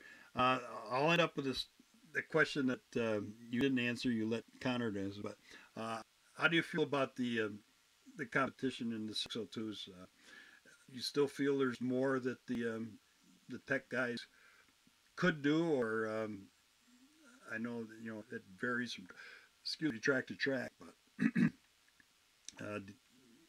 you feel it's different. Yeah. There's quite a bit of stuff that they can check at the track, but without taking heads and manifold in the heads and get down in the motor. Right. There still could be lightweight stuff on the bottom end that you really won't know unless you take it out of the car and put it on a dyno. But as far as what they do at the track, I think they do a pretty good job. But it's just kind of hard for somebody to either protest or for the track to put up that leap to go pull the motor and dyno it. Right. But you feel fairly confident that you're not going to a gunfight with a knife? No, I feel like everybody at Fonda's in the same ballpark, which is a great thing. Right. Like I said, the tech guys actually do a pretty good job, so I feel pretty confident in those guys. Good. Yeah, I know they do the best they can with what they got, and I know they've gotten material over the years, that's for sure, and it has shown up. You know, we've caught some of the bad boys, if you will, or whatever it is, and I'm sure there's still people out there trying to, you know, find that gray area, but that's what racers do. So, Right. it just seems like over the period of the last couple of years that they have clamped down a lot more, and the racing is about as tight as you're going to get it. There's nobody running away with things. I say you and Ray battled it out there most of the race, and you know, there was a few guys coming from the back, but it's tough in your division to pass a lot of cars because everybody's, you know, we got what we asked for. We wanted parity, and now we got it. So I don't know what we're going to do. Right. I don't know. But anyway, great to talk to you, Nick. And when you see David, tell him that you're learning those first two things, and it's time for him to give you some more advice now. All right, Eddie. I appreciate it. Thank you. Okay, thanks, Nick. Okay. Thank you. Have a good night. Gabby, take care now. Winner of fun on Saturday. Now we'll quickly run over, and boy, we run over your time, so we'll give you a few extra minutes if we can. Or Dave, Dave Schilling. Dave, well, we've had two winners on from last week and a half. You haven't won yet this year. You've won in the past, and I just had to get a hold of you after making the trip down to Bridgeport. Well, it was almost a month ago now, almost to the day, that you had the race won at Bridgeport, and then had a tire problem issue, and then let Adam pick up the win, which is great to go down all the way down to Bridgeport and find out that two guys here from the our Capital District area were the top guns on that day. Now you want to get down again this past, well, yesterday, and appreciate you taking some time after making the long run back and forth. But you also have traveled out, went to Bolton last week, I believe it was, and where did you? I had it, and now I lost it. Where'd you finish? 5th, 7th, someplace in there? At Fulton, I finished 6th. 6th, okay. I was in between. Okay, 6th. But just the idea that you guys went down to, you know, travel all over, and certainly, you know, the sportsman, I mean, the modifieds is bad enough, but to travel all the way down there for, I believe it was, what, 1,000 to win, I think, at Bridgeport was the first one. I don't know what it was yesterday, but just to get some time and get the different track. Now, was I right? That was the first time you raced at Bridgeport was 2 weeks ago, or a month ago, I'm sorry. Yeah, that first race on the 5/8 was Yes. my first time there, and then yesterday we went, and it was on the 3/8 mile, so it was pretty much like a whole new racetrack. Okay. So it was pretty cool going on there twice. Yeah, and I say, did it surprise you that you and Adam were, you know, certainly more than competitive down there? But I got they had just changed their ruling, right? Because this is the first year that they were running totally crates. They were running the open sportsman with the crates the last couple of years. Yeah, that's correct. This is the first year they ran crates only. They were running the crates against the opens last year, and I guess they just couldn't get it to where the competition was equal. And I guess they realized that the rest of the whole area is going to pretty much only crates for the sportsman deal. Right. So they switched over this year. Back to your previous question, Yes. no, I'm not really surprised that, you know, the guys from this area are fast down there, because we have probably the most competition up in this area. And Adam, of course, they always have their stuff together. So I was a little surprised by my own speed, but I was definitely not surprised by Adam's. And I definitely don't think anyone from Malta can really go anywhere and be competitive. If you're fast at Malta, you're running the best weekly competition. So you can usually go anywhere. And he's been to a lot of other tracks, not like he just runs Malta. So Right. And I said, I'm assuming, and that's where I usually get in trouble, is that's why you, you know, ventured out here early in this season where, you know, the weather's just been terrible here. So if you wanted to race, you had to go somewhere, and I give you know, kudos to you and your team and your family for basically sucking it up and spending money to travel. It ain't cheap to travel, that's for sure. But to get out there and get some lap times in, I'm sure it's going to pay off for you here locally now that you've already got a couple of races at different racetracks and different setups with you. Now, we're going to go back and Kyle just mentioned, he said, thanks, David, for the compliment. That they're always looking for good things to say. But you were, I don't know if you would be the poster child or not, but you were one of the first to go with the coils set up on a Bicknell. In the sportsman division, they kind of held things off a little bit in the modified division up until, I don't know, halfway through last season, maybe before that or whatever. But what made you want to make the switch going from torsion bars, which had been the thing over the last, 10, 15 years or so, back to the coil setups, which, we've all been there, done that, whatever. Maybe we ought to just go back like we did with the other two. We have some new listeners, I'm sure, tonight, and glad to see a lot of the comments coming up on Facebook here. That a little background on David Schilling yourself. How did you get involved in racing? You come from go-karts. I think I remember that, but just a little background on yourself before we get into the coils and all that good stuff. Yeah, I started racing go-karts when I was 7, and then I ran go-karts from the time I was 7 till I believe I was like 14 maybe, with a couple years off in between. And then I ran legend cars for a little while, mostly down south with those. Then we got into modified stuff. This will be my 4th season, I believe, in the modifieds. So I ran legend cars for a few years, and then I ran these cars for a few years now. Okay, yes, a few. How many? We talked to Connor. I guess we forgot. Well, no, we said it was 4. Connor's been about 6. Now this is what, your 4th year? This is the beginning of my 4th year, I believe. I actually used go-karts against Connor a lot. So we grew up racing together. Okay. Yep. Back in the Adirondack Kart Speedway days, and then we ran some national tour races together as well.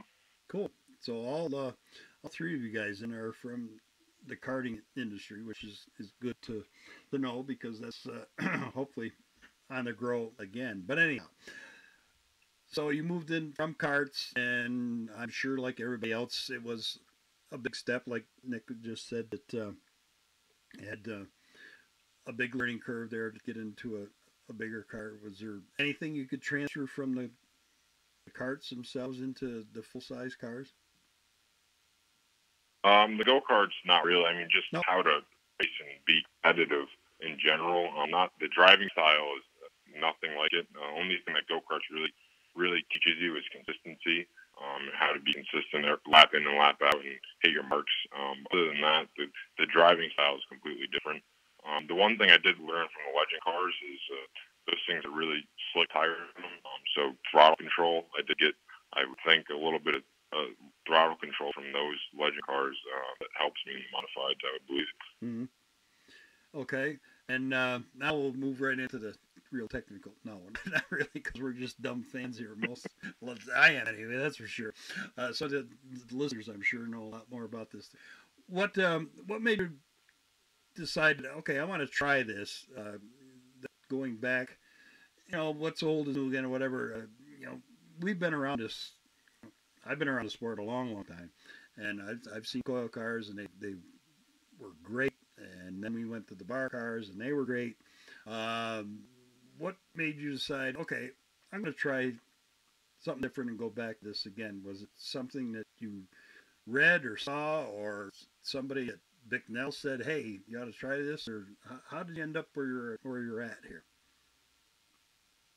Well, I don't really know. I guess I originally got the interest watching videos and learning on what people were doing, and then I taught my shock guy really talked me into it. Joe Matt, he didn't talk me into it, but we talk about suspension stuff all the time, and just different things you can do with the coils and off as far as adjustability and things you can do with them, and getting to where you want to be as far as wheel loads. And it's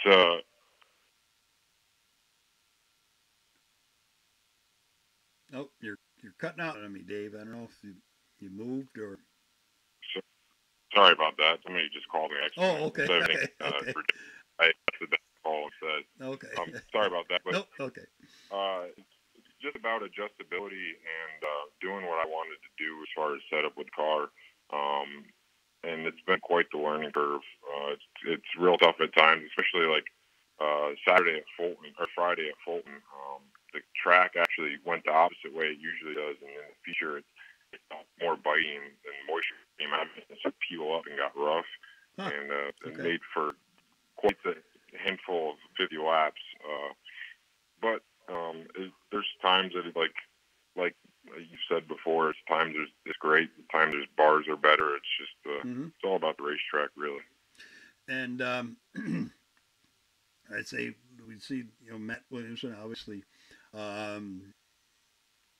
really put the thing on the map.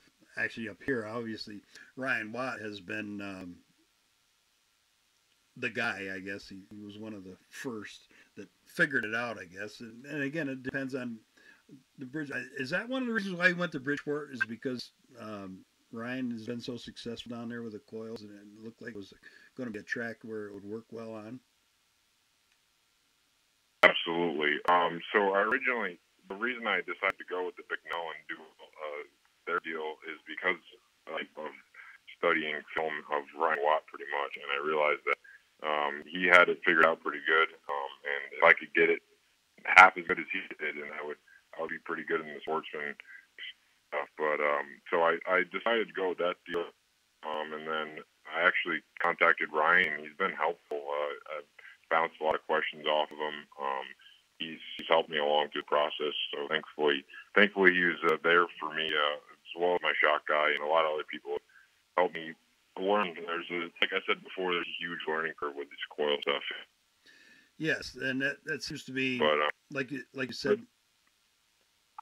The the deal with them is they kind of need a smooth racetrack, which is somewhat the majority of the tracks are trying to head in that direction if they can, because the cars are so good now. They're into the racetrack, and that's part of the deal with the coils. And I know when I talked to Tim Fuller last year on the show, he said the main reason why he tried to get the coils to work again, and he was fairly successful, but he said it was tough because Fonda did change so much from week to week that the bars, and maybe they've fixed that over the past 6 or 12 months, the bars were getting to the point where they weren't well made anymore. They get a new bar and it would be junk within a couple of races, if not less. Absolutely, yeah. So towards the end of 2 years ago, I believe it was Schroeder, which was one of the more popular bar companies, got bought out, and all the bars started changing. You just really couldn't get a consistent bar. I went through tons of torsion bars throughout my year and a half or 2 years, 2.5 years on bars, and I really was just never happy with them. So it was definitely a driving factor, and make me want to switch over to coils. Coils are much more consistent as far as spring rates, and they're much what they are. You can look at the chart of them and know exactly what you're getting. Torsion bars, it's really they're hard to understand because of the curve of them. You look at a graph and you don't really know what your curve is because you have random amount of preload in them. So I mean, without getting too technical, they are very confusing, I guess you could say, and it's hard to really tell what you have.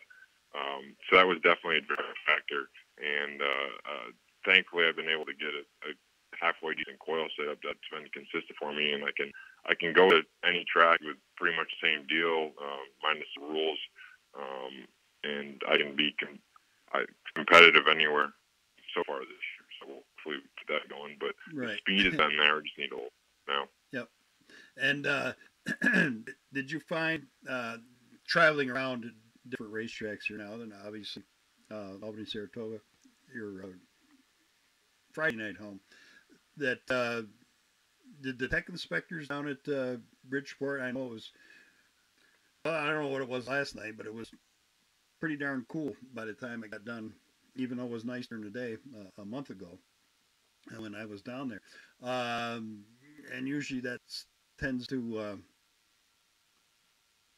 let the tech inspectors pull their horns back just a little bit because everybody's cold. They just want to go to hell home as far as that part goes. But me and you and Adam were both outsiders. Did they take a really close look at you guys to make sure that everything was on the up and up? As far as pre-race tech goes, they're really strict in New Jersey about safety rules because state police are involved and they have all sorts of extra laws.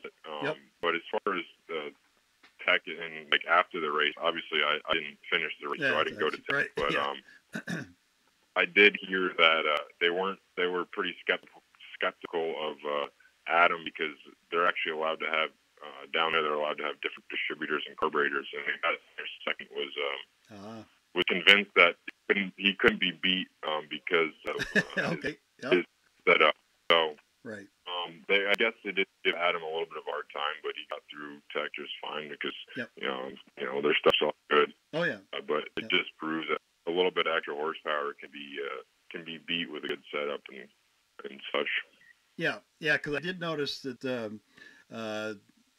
whoever that guy was, and I don't remember because he was a local down there, but he was gaining on Adam on the straightaways, not on the corners. I mean, that's both you and he had the other guys covered, and with the track conditions the way they were the first night on 5/8, it certainly wasn't conducive to a coil setup, except or certainly in the first and going into the third turn had some. Well, that 1-1 is the one I could see from the stands. That was a pretty hefty hole, and you had to, and you did some bouncing through there. And I know that you're somewhat used to that, I guess, from time to time in different racetracks.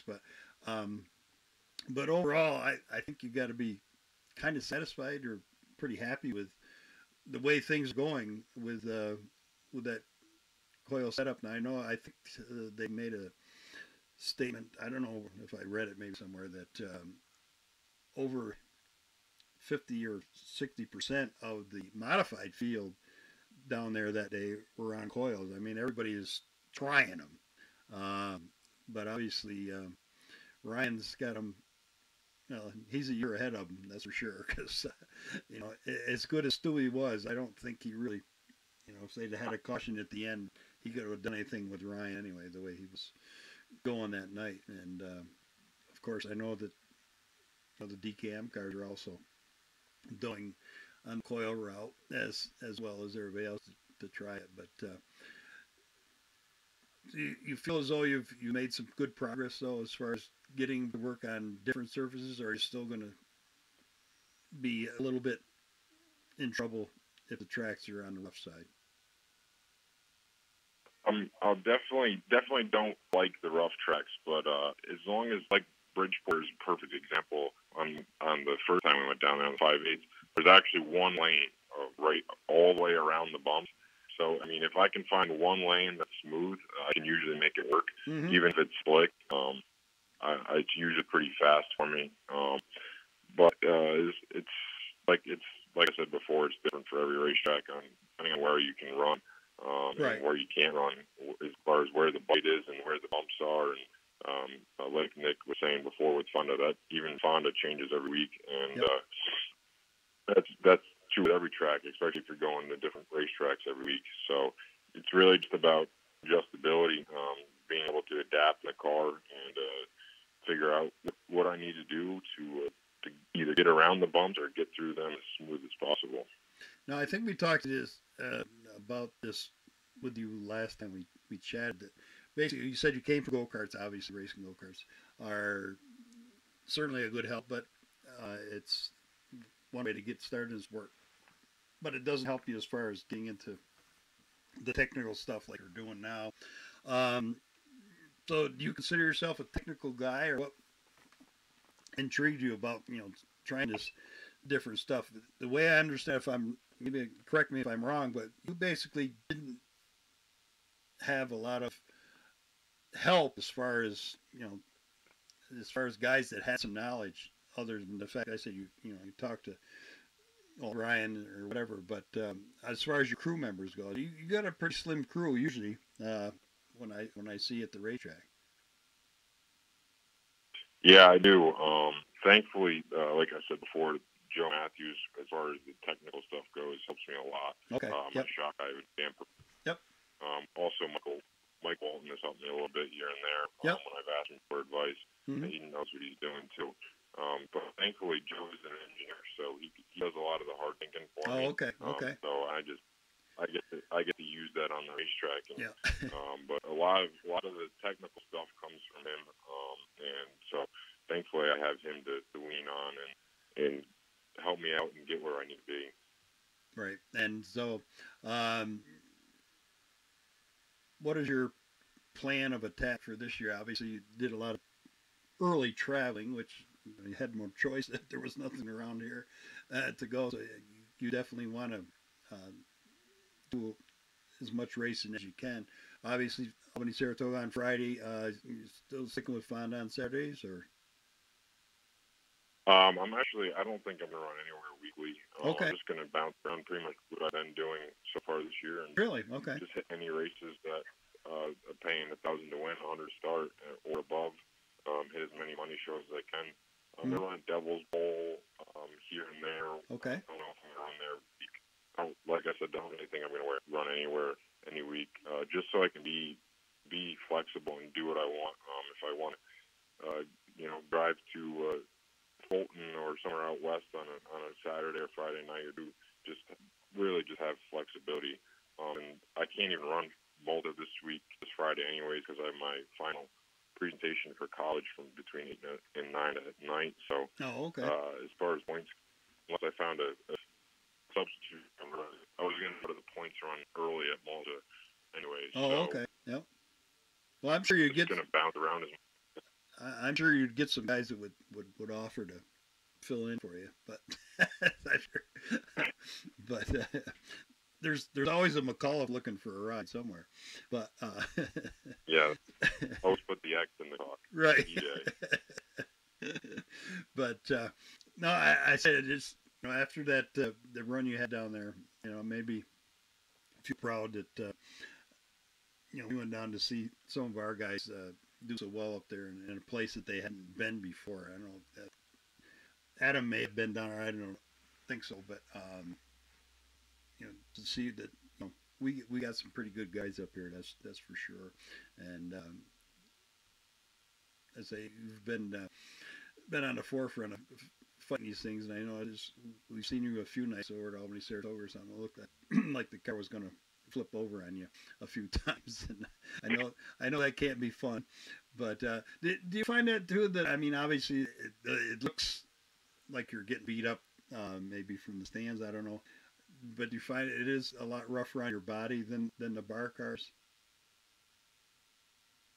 Oh yeah, definitely. It's physically exhausting for sure, especially when the track's rough. When it's not rough, it's the same as far as the physical aspect. But as soon as the track gets rough, it's definitely everything just happens faster and everything more violent in the race car. So it can cheer the 100 lapper in Malta at the end of the year. It started to get a little rough towards the end of the night. Right. And it was I pretty much fell out of the race car when I got out at the end of the 100 laps. But actually two weeks ago at Outlaw, I lost power steering. Mm-hmm. And I ran 22 laps without power steering. So that was the most physically exhausting race I've ever run. Even though the track was smooth, it's extremely hard to turn these cars for 22 laps on a slick track. Yeah, that's for sure. Yeah, and then before I let you go, and I'm sorry we ran late with everybody here, but hopefully gave you enough time. And oh, by the way, yes, Kyle just said yes, EJ will get the job done for you. So, you know the phone number. Anyhow, if you want to take just a minute, I know your family's company, is it 1-800-GOT-JUNK, has been doing. In fact, I saw a couple of ads over the winter months or whatever on TV, and it looks like you guys are doing well, expanding and adding trucks. So that's all a good thing. And of course, without that, you wouldn't be running all over the Northeast racing cars either. So it's good to see that's going well for you. You're still looking for drivers. I know that you put the plug in on if you. Yeah, we're always looking for good workers here. The biggest thing is people that know how to use a smartphone app and people that have a clean driver's license and can lift heavy weight. And talk to customers. Yep. So we do struggle having enough employees at sometimes, but yep. Especially now we're getting busy once the weather gets real nice out here. Hopefully it's super busy. But yeah, 1-800-GOT-JUNK is a huge part of this racing deal, and without that, I would definitely be doing a lot less racing and probably no racing at all. So I got to thank my dad, all the other sponsors that have been helping me out to make this whole racing deal possible. Now, like I say, you have a somewhat limited crew, but if you want to give a shout out to those people as well, I think there's one female that actually is helping you out a little bit too. Yeah, Kendall, she's always around, helping out whatever she can do, if it's bringing food or whacking the car or whatever. But then I got Travis who's been helping me out a lot. Especially once again this year, he came back to help me out a lot. I got my friend Morgan brothers come around a lot when they can. I got a couple. I got my friend Anthony. My dad helps out on the car when he can. My mom also got to throw her in, making sure I'm fed and alive still. So it's people like that, a lot of small people that just have been helping me out along the way. That make this whole deal possible, like I said before. Right. Well, I don't know what just hit me here, but I was thinking about I'm sad to hear that you're not going to be, we're not going to see you here on a regular basis at either or some of the local tracks. But good luck out on the road. I think we can. We'll just have to. I think we have come up with a name for it now, the Traveling Man. It could be David Schilling, David Schilling, the Traveling Man. You never know where he's going to show up next.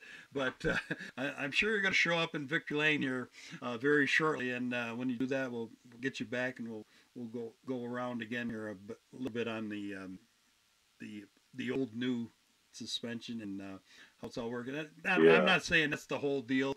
Obviously you got a good motor program there. Is there sight down the road for bigger and better things as far as maybe modified at one point? Is there's some more small block track coming back. Utica Rome's going small block this year. Fulton's going to go small block to see how it all works out. Can-Am, I believe, as well. Or are you just going to travel around with the 602s for a while yet? I'm definitely trying to get a small block motor as soon as possible.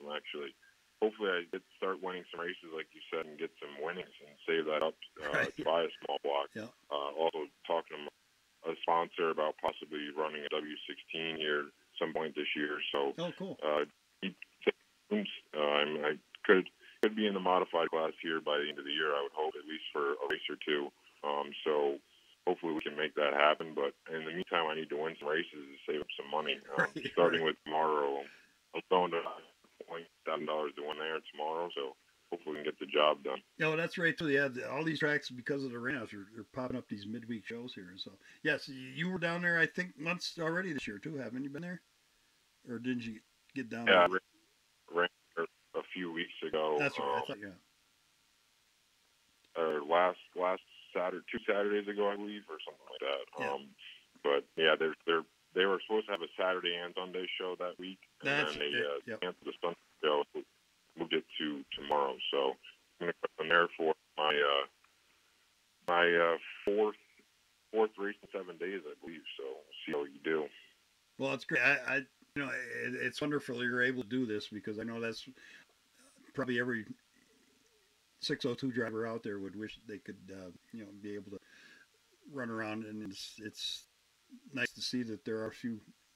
You guys are the future of the sport, and it's great to see you guys throwing everything at it. And I wish you the best of luck. And like I say, I'm sure you're gonna pick up that first win. If it is next week, well, we'll get you back for a short one next week. That's for sure, because it's you young guys. It's going to keep this thing alive around the Northeast here, and it's great to see you, you know, trying so hard to get better, and that's what it takes is track time. So I'll let you go, and thanks again, and good luck tomorrow and the rest of the time, and we'll definitely be talking to you, I'm sure. And the traveling man will hit the road as we go through the season.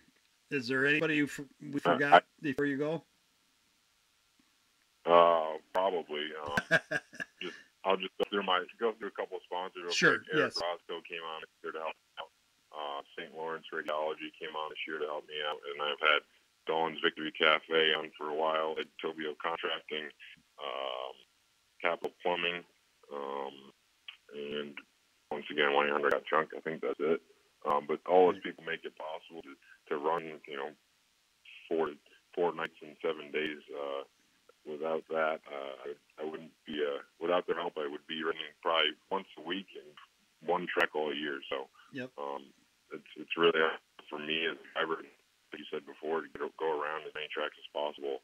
The more I go to, the more able I am to adapt. So it's a huge part of becoming. I hope I becoming better at the moment, but always looking to improve, and that's the best way to improve is get around, run different tracks, different surfaces with different tires, and all that stuff. Right. And now all you need, I guess, according to some folks, is a DKM chassis, and you'll be all set.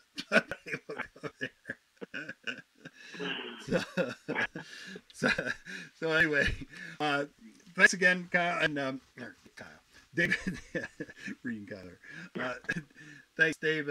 Dave Schilling, the I'm gonna call. I'll see if it sticks. It probably won't, but the traveling man, and see if we can't pick up some wins around and see you in a modified here before the end of the season. But you were very impressive a couple of weeks. Well, not that you haven't been all over, but certainly, you know, traveling to different places like this and being competitive.